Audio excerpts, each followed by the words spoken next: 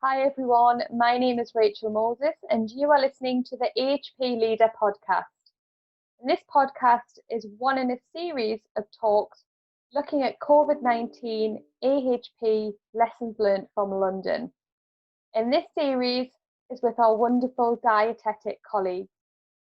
Now, I don't need to tell anyone that's listening the importance of a good dietitian, but actually during COVID times, the nutritional importance couldn't have been more recognised in this patient population.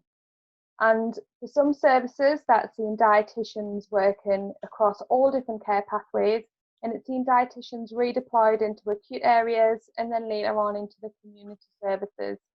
So I'm delighted today to be joined by a really diverse and varied panel from all across London, and I'm going to ask them to first start by introducing themselves. So Joe, if I can come to you, please.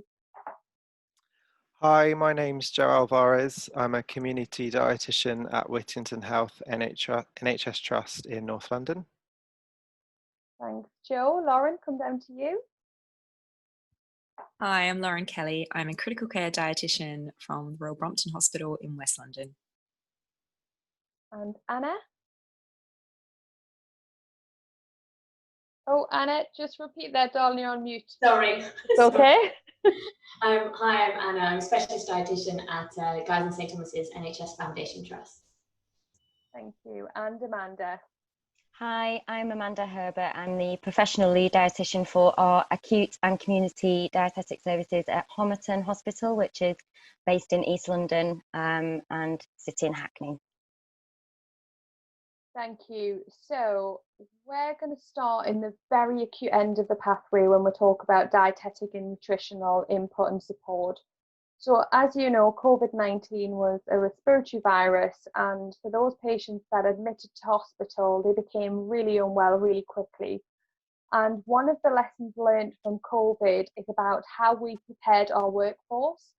Now, as you know, London and the UK were a little bit ahead of the game in terms of planning for COVID, because we had the fortune, for choice of better words, to learn from our Italian colleagues and our Chinese colleagues who were very gracious in how they shared information and published information so we could help prepare.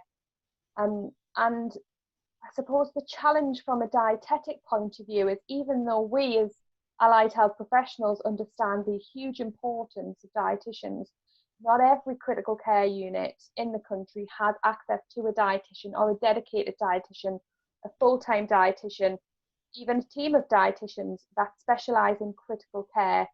And I think it's fair to say we probably didn't appreciate the huge complexities these patients would present with. So I want to first talk about the role of the dietitian in the ICU and the kind of the normal role of the ICU dietitian, and maybe how that changed and adapted a little bit. So Lauren, can I come to you first to explain to us a little bit about dietitians in the ICU and why we need you? I love this question because it's something that people ask me quite a lot. So when you say you're a critical care dietitian, often the first thing you get asked is, oh, do people in intensive care need to lose weight? And the answer is no. So the critical care dietitian will be involved with every patient that enters the critical care, because they're mostly sedated and ventilated and will be getting fed through a nasogastric tube or total or TPN if their gut isn't working. So a critical care dietitian will work out the individualized nutritional needs for each patient in the critical care and make sure that we are able to meet those needs. There are a lot of challenges for these patients, and their needs can change on a daily basis. So they require frequent reviews and they require specialist input.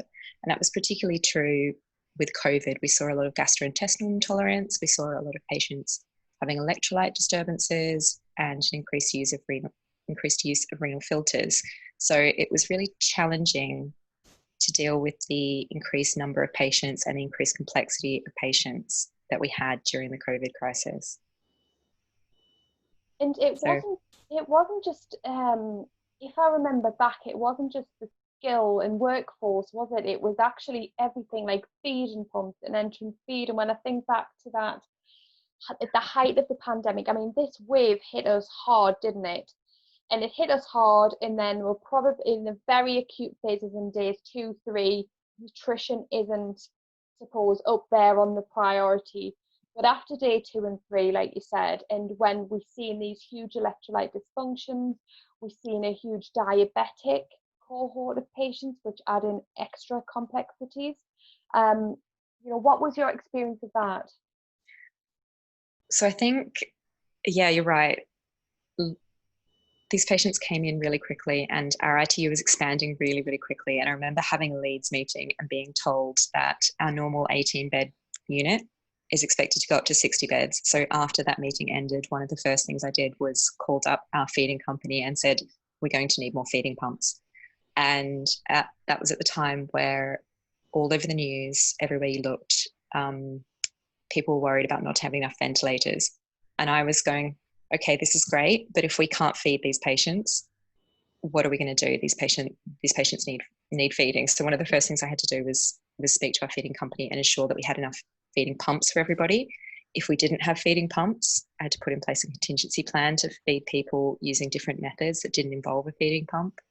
And we had to ensure that we had enough feed to feed these patients, because our ITU is sort of quadrupling in capacity, as was every other ITU in London. So it was really challenging so we had to look at alternative feeds that we might have had to use for these patients. And I remember bringing up in one of the ITU meetings as well, saying, everybody remember, we need feeding pumps. This is where I've put them. This is what I've arranged. And the consultants were sort of saying, oh yeah, how are we going to feed the patients? And I was like, yeah, you can bring them in, we can ventilate them, but feeding is really important as well. So that was one of the first things that we had to do, and we had to change the supplies of feeds that we use. So we're anticipating an increase in patients requiring renal filter, and the lack of renal filters meant that patients might be intermittently filtered, whereas they'd usually be continuously filtered, which meant that their electrolytes, when you're continuously filtered, your electrolytes might stay stable. But if you're only being intermittently filtered, we might need to use low electrolyte feeds where we wouldn't usually have to use them, which meant that we massively needed to increase our supply of those types of feeds to meet our patients' needs. And that was quite difficult to anticipate. So like exactly how much we'd need. So that was, one of the first things I did, if I'm honest, before upskilling the staff, was ring the feeding company and try and arrange that. Consumables and supplies. Anna, can I come to you, please? Yeah, I mean, I completely agree with what Lauren was saying. And I think one of the things actually I really learned from this is how important it is to have really strong leadership, like dietetic leadership, to manage these kinds of conditions. Because, for example, in my trust, we normally pre-COVID, we probably had about 50 level 3 beds, excluding my level 2 beds. But when we were, doubling, quadrupling, at one point we had plans to make 300 level 3 beds just managed by our one trust. So if you can imagine that if you're making those kinds of plans, you really need somebody in the room at all of those meetings, at all of those discussions, because getting, like you were saying, feeding pumps, feeds themselves, giving sets, all of the equipment that we need to safely feed our patients who are critically unwell, it's just so important to get that organised from the get-go. And so one of the things that I suppose we did very well is actually planning that and getting those things in place as early as possible. And then, of course, the critical care teams had to think about training their surge ICU dietetic force, like before the real first wave kind of came. Yeah, and I think it's important to note for the non-dietitians who might be listening to this, it's not just a simple case of getting pumps from somewhere and given sets from somewhere and feed from somewhere, because they've all got to match. They've all got to match up. And when we talk about alternative feeding routes, actually that's really, really difficult in this patient group because of the amounts of sedation people were on. So remember the amounts of propofol, that highly calorific, sedative agent we use, and fatty, isn't it? It's a fat-based drug, and also prone positioning, and how that delays gastric emptying and the complexities around absorption that we were seeing with these patients as well. So actually when you think about this patient group, it's not just as simple as having a feeding pump, having a given set, having the feed, and then starting them on an hourly rate. It's the calculation and everything else that comes with that, isn't it? And then what happens if their nutritional needs are met? How are you going to do? So Amanda, can I come to you please, and then I'll come down to Anna. Yeah, so I completely agree with Anna and Lauren. The first things we were thinking of was stock and supplies of pumps, feeding tubes, because often in critical care they're PN, so it was different tubes as well that we had to think about. And for the first few days, we were putting our heads together, looking at the practical elements of that and where we were going to put these extra pumps and stock supplies. Also, patients moving and de-escalating, which I know we'll probably discuss later. So it was like chasing those pumps around and trying to find and pinpoint them.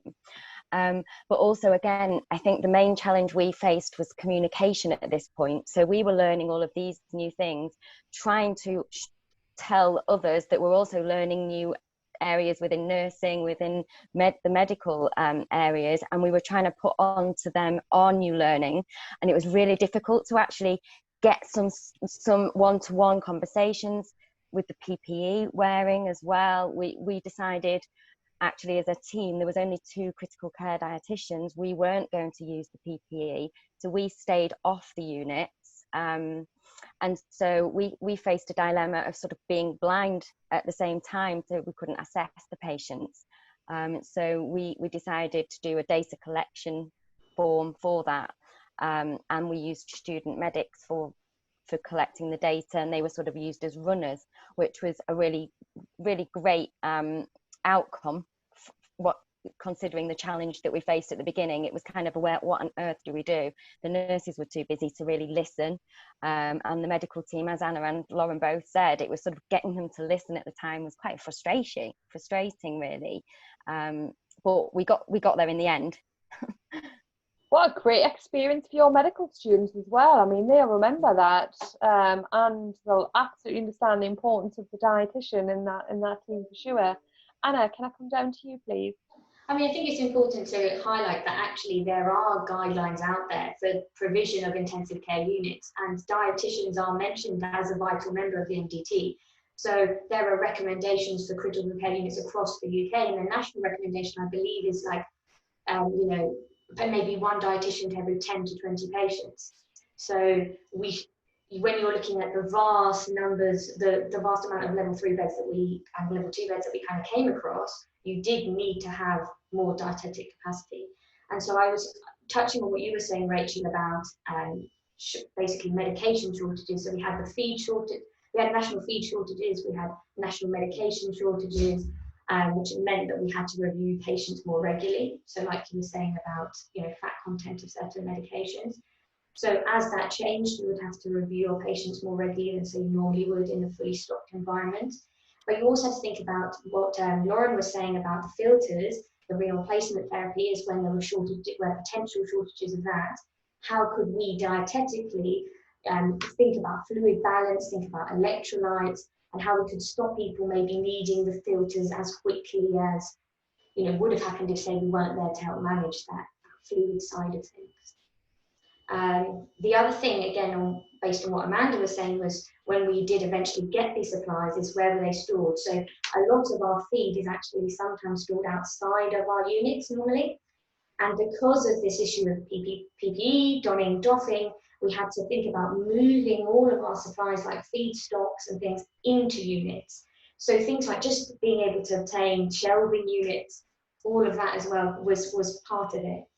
And then equally, not only did we have, of course, we're here mainly talking about COVID, but we still had to run, in our trust, we still had to run a clean ICU unit as well. That clean ICU unit was basically business as usual, and the rest of it was building new areas where ICUs were kind of popped up, shall we say. Thank you, Anna. So we have a cohort of patients that were critically unwell, and they were very unwell. They needed prone, they often needed, renal support. They needed large amounts of sedation and paralysis agents for when they were prone, and if they were prone. we're seeing our patient cohort in the UK requiring tracheostomies, which other countries hadn't. We had doubled our length of stay already in our critical care units, and sometimes quadrupled compared to the Italians, which I think was like 7 to 10 days. We're seeing our patients there for 2 weeks. And actually the weaning stage for these patients in a lot of patients wasn't particularly prolonged.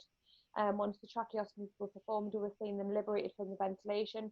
But what we've seen is when they were discharged from the ICU is very kind of complex breathlessness, oxygen dependency, fatigue, and this incredible muscle mass loss that a lot of our patients had. So we have a cohort of patients that then moved to the wards who ICU stepped down. And actually the UK mortality figures from ICU and some of the big London centres as well, the survival rate was really, really good compared to some centres. So again, we probably didn't appreciate the number of step down patients we'd had when doing comparatives to other countries. We then also on the ward had these patients that had come through the emergency department who had a ceiling of treatment of non-invasive ventilatory support. And we also had a cohort of patients that maybe had existing comorbidities, that were frail, that had other medical problems, that maybe just were on oxygen therapy.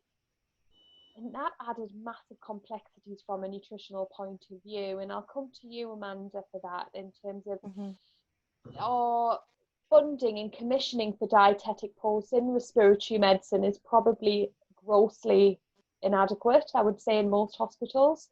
So how did you manage that? Completely agree. It is underfunded, and we don't have a respiratory specialist dietitian amongst our ranks. It was 2 band 5s, 2 band 6s and 2 band 7s who sort of teamed together, and we divided up their roles in terms of their experiences. So the critical care dietitians would also train up the band 6s and the band 5s to help on the critical care patients when needed. And then we gave the opportunity to a band 5 dietitian for those patients that were on the step down wards or were admitted that didn't need the critical care. We gave her the role of looking on EPR or electronic system, checking through patients and actually seeing everybody.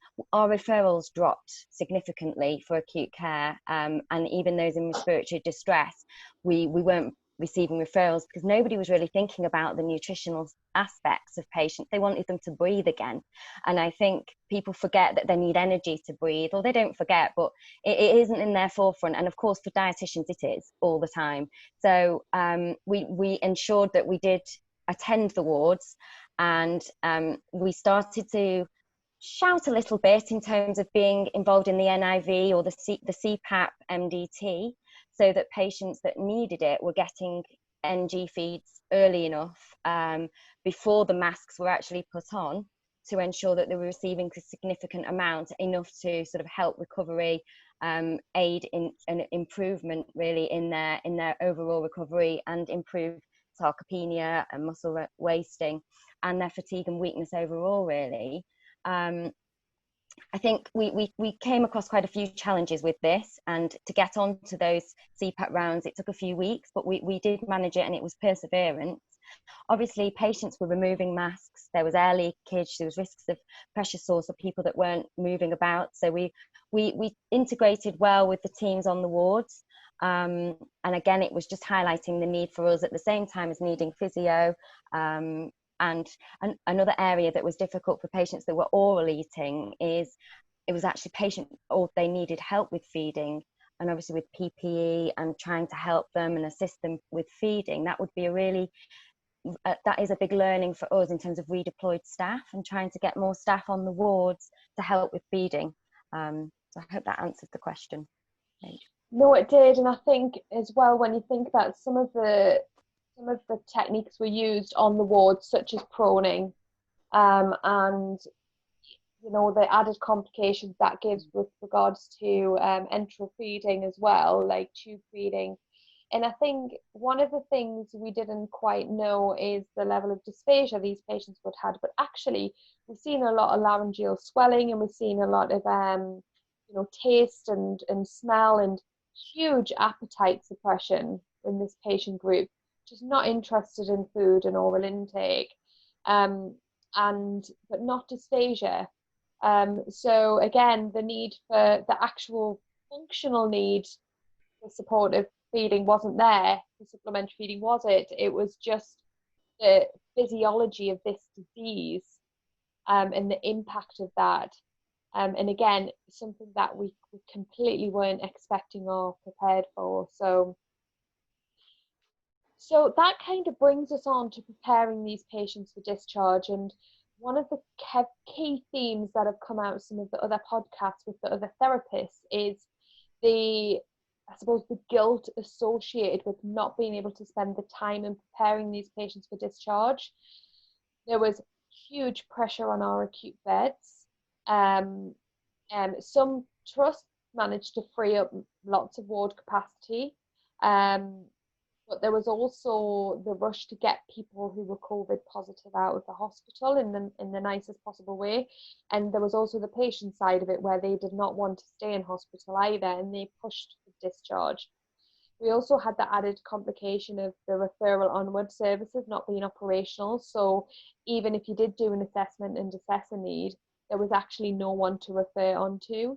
And like you've mentioned, Amanda, in that acute height of the pandemic phase, that was not on anyone's priority list to think about what's this patient going to be like in 2 weeks' time, 3 weeks' time, etc. So Jo, can I come to you now to tell us a little bit about some of the challenges from a dietetic perspective that gave? Yeah, so I think I've had quite an interesting experience, because I was redeployed as an assistant in ICU sort of at the peak. So I saw sort of that side of things, not working as a dietitian. And then coming back into my job as a community dietitian, it was quite helpful to have that experience to help explain kind of some of the things that have happened. So I think the first thing that we saw was a reduction in referrals. So like others have said, we weren't getting as many referrals just because people were getting discharged out of hospital as soon as possible. And unfortunately, they weren't thinking about referring on to dietetics, community dietetics. Normally that would be done by the acute dietitian, but maybe that person hadn't been referred to the acute dietitian in the first place. So then so we were seeing, a reduction in referrals in the first place. We knew that the patients were there, but they just weren't being referred on. So it was quite frustrating for us. And I think the patients, like you say, obviously they were quite keen to get home as well. And you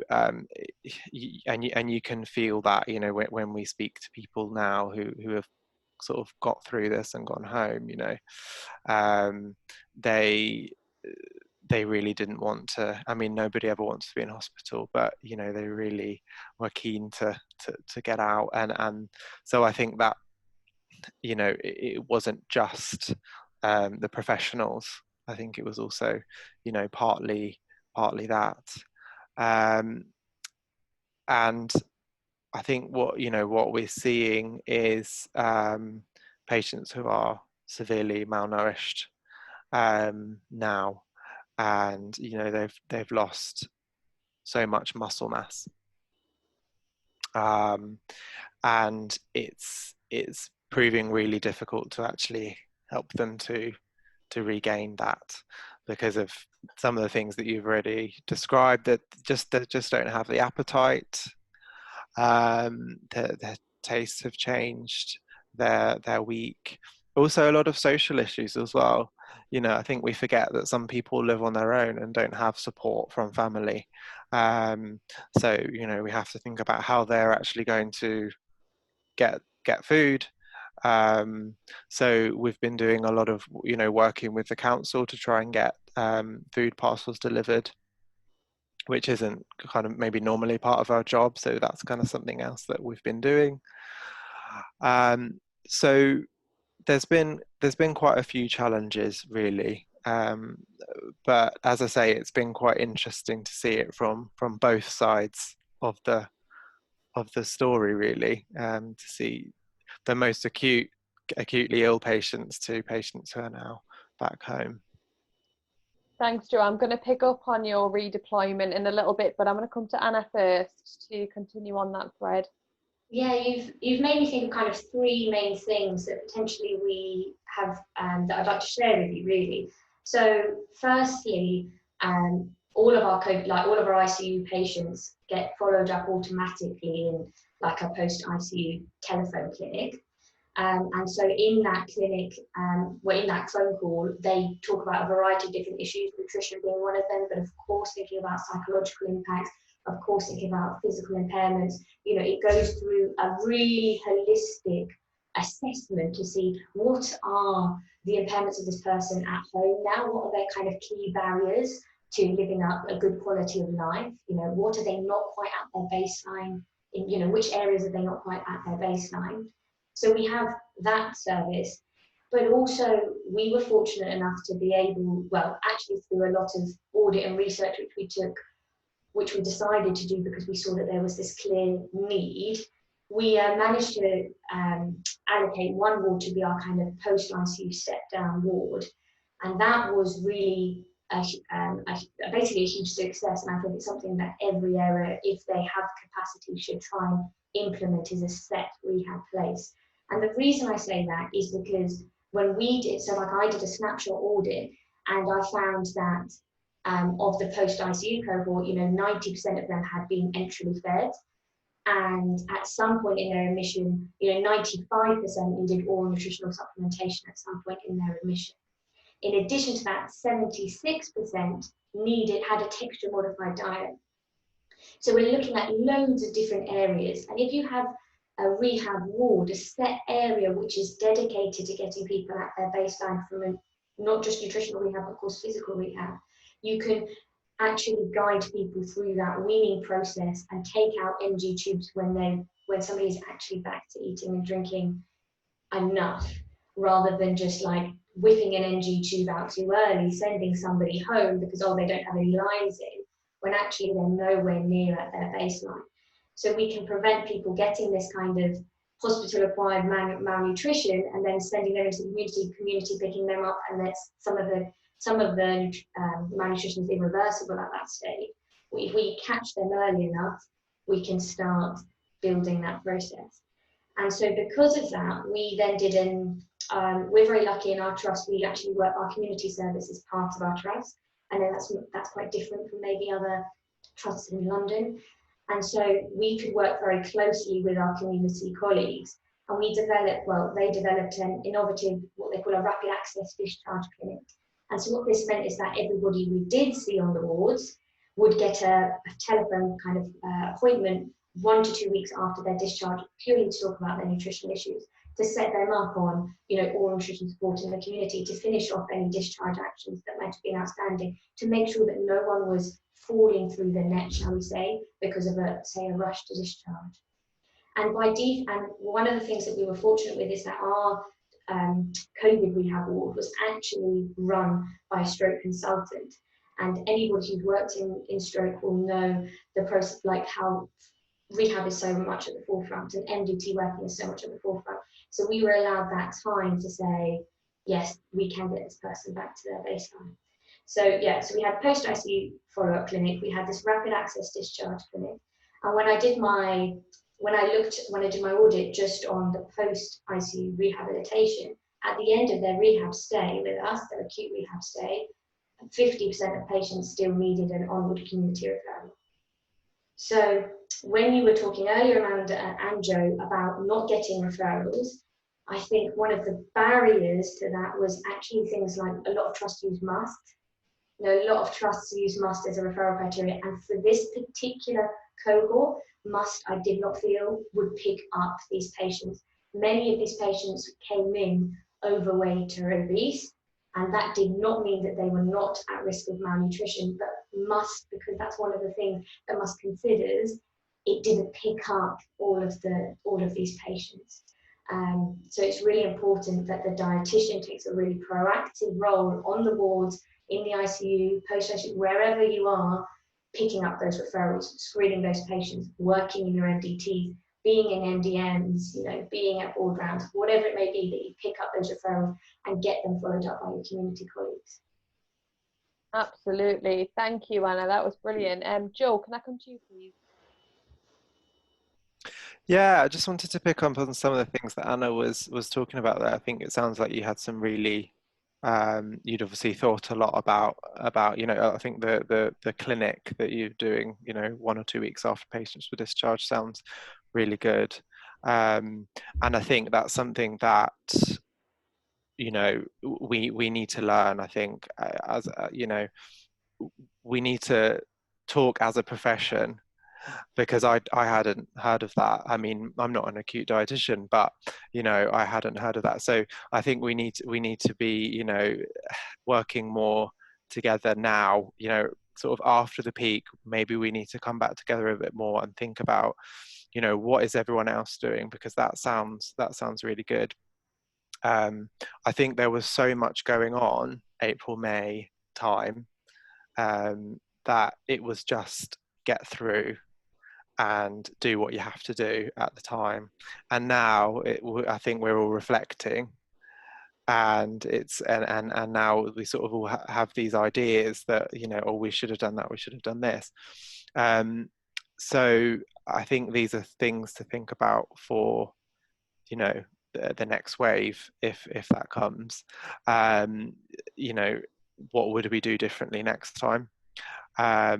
Because as I say, I don't think there was enough planning. So but now we've all had the experience. We've got that knowledge that we can now learn from that, and hopefully if this happens again, we can think about some of those things, and hopefully we can actually reduce some of the issues, some of the malnutrition, severe malnutrition that we're seeing. Hopefully we can reduce some of that next time. Absolutely. Lauren, can I come down to you, please? Yeah, I just wanted to say that was one of the things that I personally really misjudged about COVID. I spent a lot of time sort of worrying that we were going to have a big increase in patients having pegs and rigs placed, and we would have to really rapidly discharge these patients. And so I remember sitting on discharge planning meetings and saying, okay, so we're going to have all of these rigs because these patients will have just come off critical care and they'll be completely dependent on their NGs. And then we're going to place a rig, and then we're going to have to discharge them really quickly, which if anybody has ever had to discharge somebody with a feeding tube, it takes a lot of planning. There's a lot of training. There's equipment that needs to be organized. So I was really worried about that.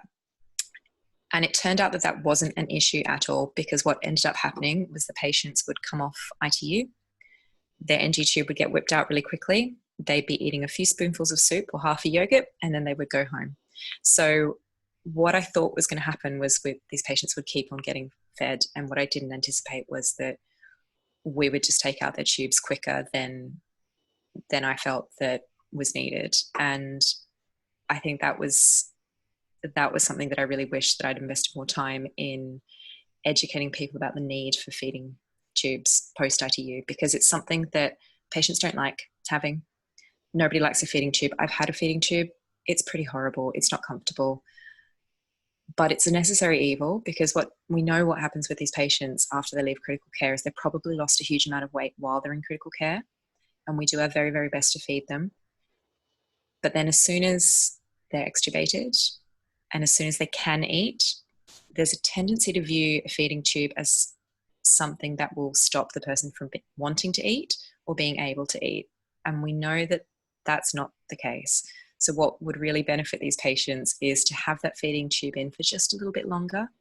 We're talking a week or 2 weeks, to support their nutritional needs, so they meet their needs, so that they can recover faster, they can get their strength back faster, and all of that good work that we've put in critical care in trying to meet their nutritional needs, we're not losing that, but we're continuing that once they leave critical care, because that's, I think that's something that we like. I know in my trust that's an area that we really missed out on. We focused on critical care and we did that really well, but after the patient left critical care and they got discharged quickly, that's the area that I think in the future, if there is a second surge or if this happens again, that's the area that I think we really need to focus on. No, that's a common theme through the podcast. So we definitely front loaded in this pandemic. We mobilised everyone into acute. That was across the HPs. That was nurses. When nurse and ICU ratio went from 1 to 1, 1 to 2, 1 to 3, 1 to 4, and in some trusts at the height of the pandemic, 1 to 6 critical care nurses, 1 nurse to 6 critical care patients, supported with RGNs and other bedside support workers like Joe, who was redeployed. So we know, like we've said, that if we were ever to go through this again, there would be a front loading, but there would also be the other end of the spectrum in the community and the discharge pathways done better, thought of better, and staffed better. Now, there's been a strong theme about integrated rehabilitation in the community. Like, for those services that already exist, they were able to mobilise and expand their workforce by redeploying people into those services. But if the service doesn't even exist and it doesn't even contain one dietitian or one speech and language therapist, then it's nigh on impossible to do that, or to do that at speed that's needed. So that's been a massive learning point. So Anna, did you want to say anything on that ilk, or are you? I just wanted, I raised my hand because I wanted to echo what Lauren was saying, and I think it goes back to making sure that you have strong, like I'm saying, strong leadership, because you need a dietitian in the ICU ops meetings. Because what we did, basically, we saw exactly what you saw, Lauren, at the very beginning, and we had a change of policy. We had a change of policy that NG tubes would not be removed on step down from ICU, and so that it was everyone was being stepped down, guaranteed the NG would still be there. That was the situation that we needed to happen, and that's what I would advise for anyone moving forwards, is try and get your policy changed. If you can, get in the room to get that policy changed, because they need those NGs. Yeah, 100%. And I think that was one of the challenges for the ward staff as well, because not everyone's enteral feed and trained. And again, this is where your dietetic workforce can come in around teaching your nurses about NG tube management. And some dietitians insert NG tubes and, can do all of that wraparound care as well. Amanda, can I come to you, please? Oh. It's just to echo what Anna was saying about making sure you're on those ICU meetings at the very beginning, trying to push for the NG tube feeding, and the same thing applies actually in the community as well. So trying to ensure that you continue those conversations with the community colleagues that you've got. We're quite lucky in Homerton. We are connected between the acute and community, and we have an adult community rehab team who are doing a lot of work on follow-ups with these patients and working together and trying to work in an integrated way. They already do that, and what they're now discussing is, do we need to do it differently than we're already doing for COVID patients, or can we continue doing what we're doing with a few adapted changes? But I think the main thing we will take is to make sure we're in the conversations that we need to be in. Often when we're not always in the conversations with physios and OTs, not naturally. And I think going forward, that's a huge learning point. It's to try and just push in and be nosy and just to keep ourselves at the forefront really of treatment and rehab. Thank you. Lauren, do you have anything to add into that? Yeah, I think that's really, really important. One of the things we found with when we're talking about sort of upskilling staff and training staff was we had to work on training and developing policies, not just for our intensive care and our usual intensive care staff, but also for the other doctors and the other nurses who are also working in areas that are not the usual area. So even where we had really good policies for intensive care, other units where the patients were being managed in intensive care beds, but on a different unit with staff who might not have usually worked in intensive care, weren't aware of these policies. So there was this huge educational need that we needed to upskill and train and support other dietitians, but also support our nursing colleagues. So I think even when we had protocols and policies that people were generally following, people just weren't aware of them. So that was a big challenge for us as well. So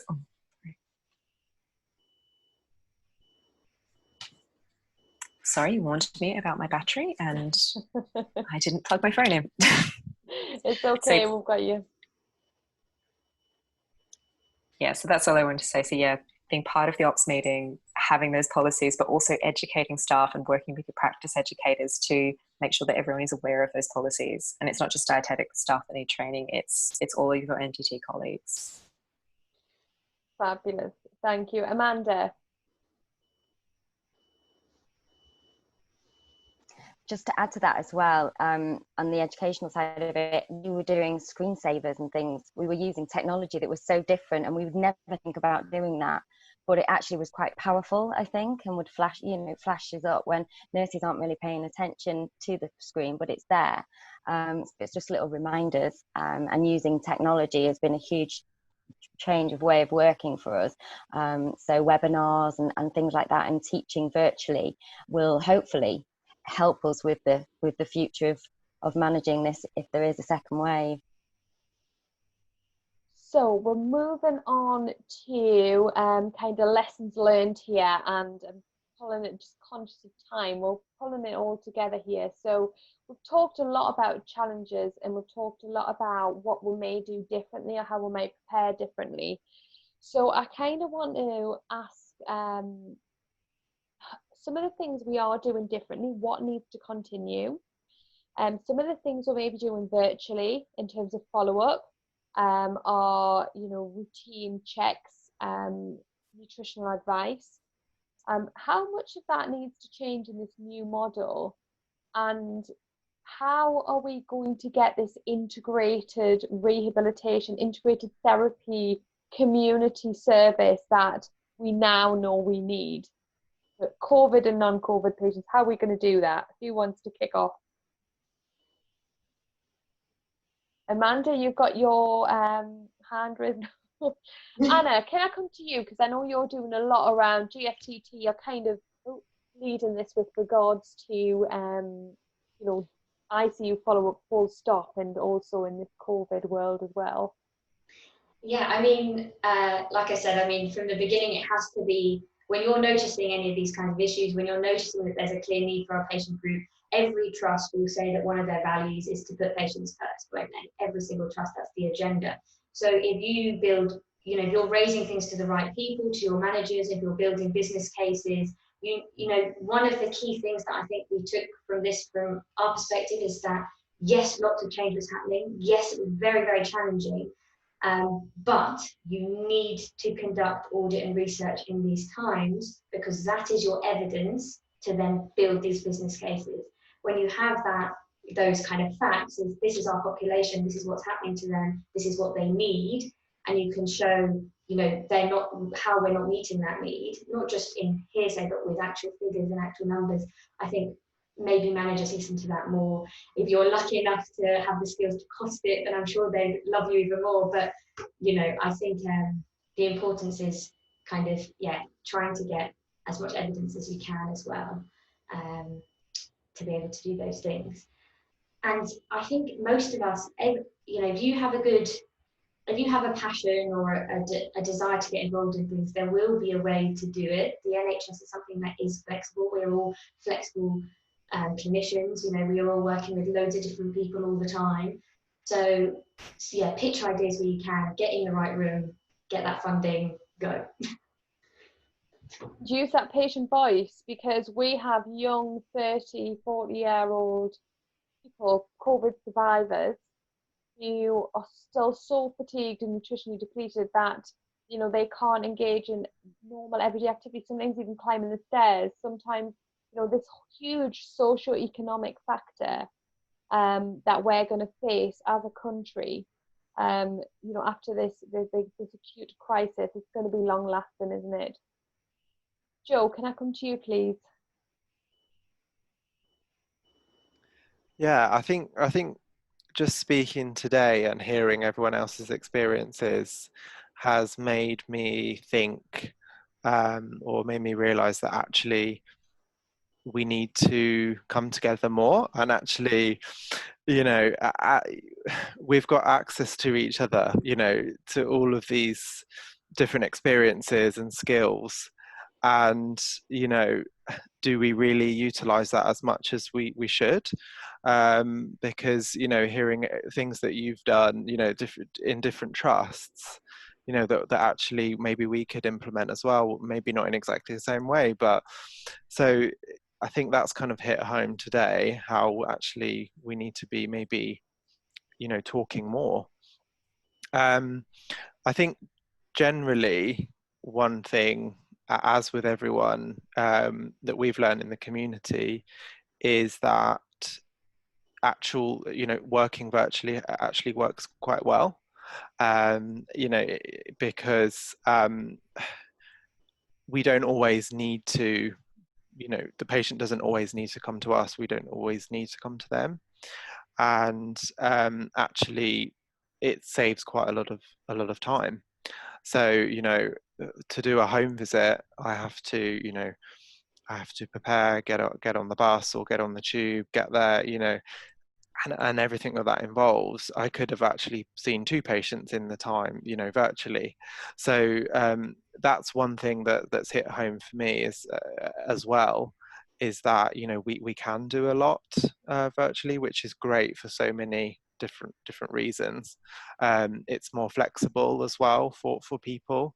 And I'm not just talking about kind of COVID patients here, but just you know, other patients that we see. So I see a lot of IBS patients who are generally kind of younger professionals. So, you know, that's perfect for them.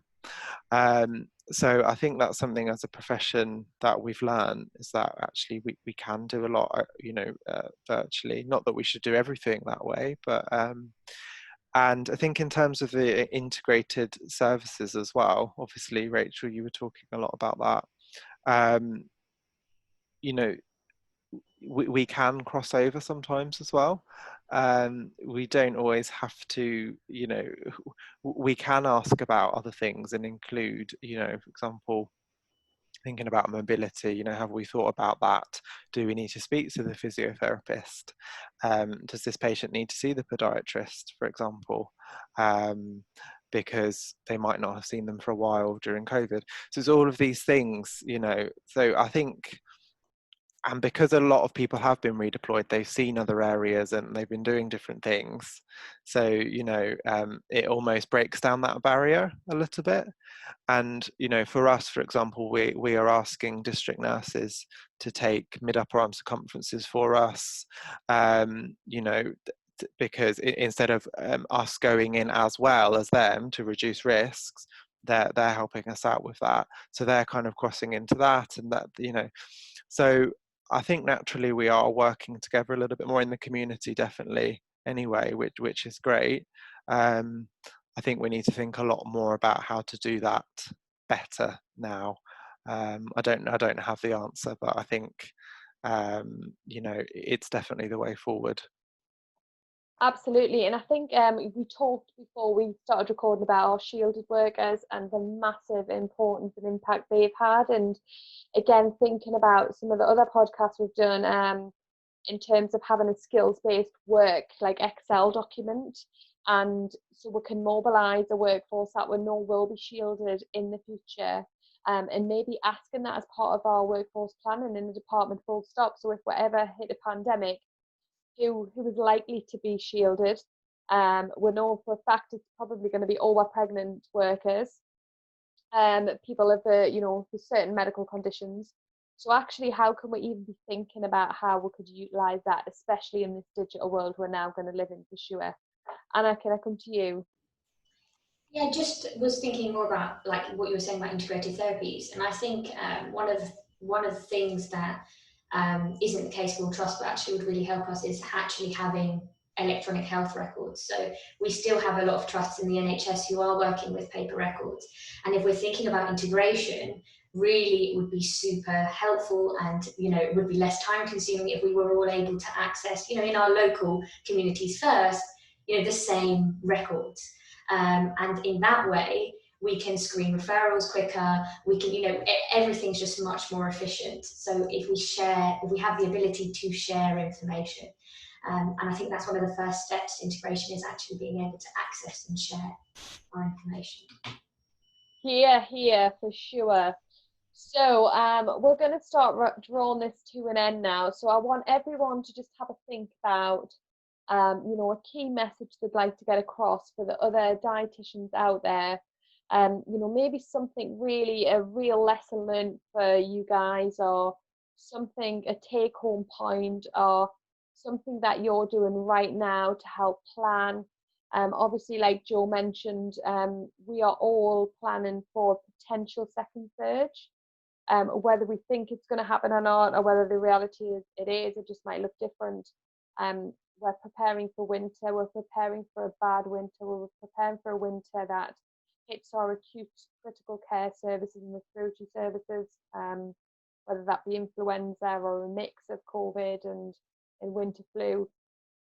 So really just going to come round to everyone and just ask if anyone's got any kind of final thoughts or ideas.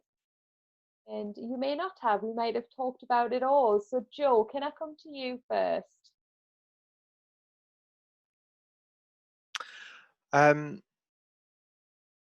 Yeah, I think there's so much to say. It's hard to kind of summarize everything. I think the biggest thing, I think dietitians need to shout louder. I think that's the thing, and I think we've known that for a while, but I think this just shows it. I think we need to be at the forefront, like we've all been saying. We need to be there at the meetings. We need to be, speaking to consultants, to nurses, and sort of fighting the corner for dietetics, because it is so important. And this has just kind of shown that. It's just demonstrated how important it is. So I suppose the message to the profession is, don't be afraid, and just get out there and say it. And yeah, just stand up for dietetics, really. And even if it's the extra meeting that you have to go to, or that extra thing that you have to do, it's actually really worth it, because it shows the value of dietitians. That would be my final thought.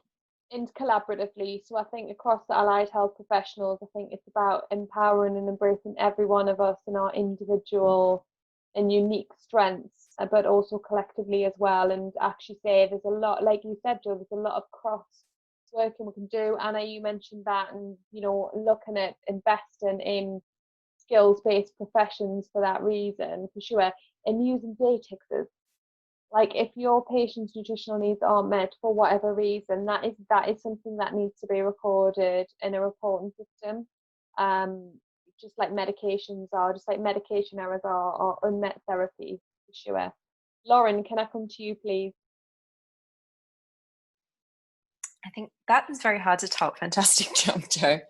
Just with my critical care hat on, what I would like to say is dietitians are a really important part of the critical care team, and it's really important to have dietitians not only at the operational meetings, like we've already brought up, but on the critical care unit. Because if you're not there and if you're not visible, then people forget you're there, and people will forget that the dietitians can have a really important role and a really big impact on patients. Yeah, and when I'm challenged about this, as I have been challenged in my AHP management career about why on earth we need dietitians in the ICU, I just often reply with, what kind of ICU do you want for your patients? And do you want a medical model where it's all about survivorship? Then that's what you'll get. if you want an ICU where people can thrive and they can rehabilitate and they get their life back, then that's when you need your therapist. And your dietitian is as important as your physiotherapist, as your occupational therapist, speech and language therapist, psychologist. It's all about that team. So what kind of ICU do you want? Anna, can I come down to you? Yeah, I think one of the key things that I kind of took away is when I was looking at like statistics, for example, we as dietitians in our department, we have been involved in the care of 900 COVID positive patients. And so when you're thinking about those kinds of numbers, that really, the message that I take away from that is that dietitians are integral with looking out for this particular patient group, this particular clinical condition. We have an extremely vital role. And so when in the future people are planning for how they would staff these kinds of pandemics and things like that, is actually to really think about the value of what the dietitian can bring to this cohort. And I think we were invaluable in this pandemic. Agreed. Completely. Amanda.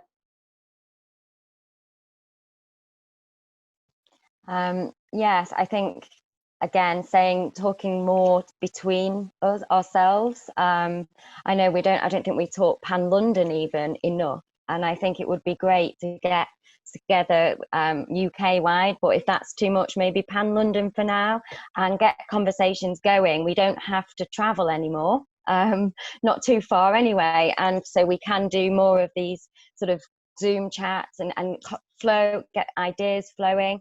I 100% agree with everybody and what they've said, and amazing work that dietitians have done alongside our counterparts, our physios, our OTs, speech and language therapists, nurses, doctors, the list goes on. But I think working together, understanding others' roles, but at the same time diplomatically trying to portray our role and how we can help, offering training, offering webinars, training virtually on Must. I know that wasn't necessarily a great deal of help during this, but it's highlighted to us in our community. We've got double the amount of referrals now. We offered Must training during this pandemic, whilst some of our shielding dietitians could create the training, and it's had a really good impact. So it's working differently, opening our minds, and dietetics can do so well. I think it's research and outcomes is a really key part, as well as Anna said, and trying to prove our worth. That is the difficult part of dietetics. I think it's a real challenge, and looking at grip strength, that helps to embed the physios, and it gets them interested a little bit more. So it's just looking at different ways of working in that respect, but at the same time promotion all the time. Yeah, so collaboratively together, without a doubt. And I just want to thank you all for partaking in this podcast. I think these series have really started the conversations as well. There's no reason why as a profession not come together on a big event, like you said, to talk about lessons learned. If the dietitians that are listening to this are EHP managers and they think, it would be really good to have another conversation to bring more people together, just reach out. I'm sure we can facilitate. But if it showed us one thing, it showed us how adaptable and flexible and how important the role of the dietitian is in any patient journey, but in particular during COVID times. So thank you so much.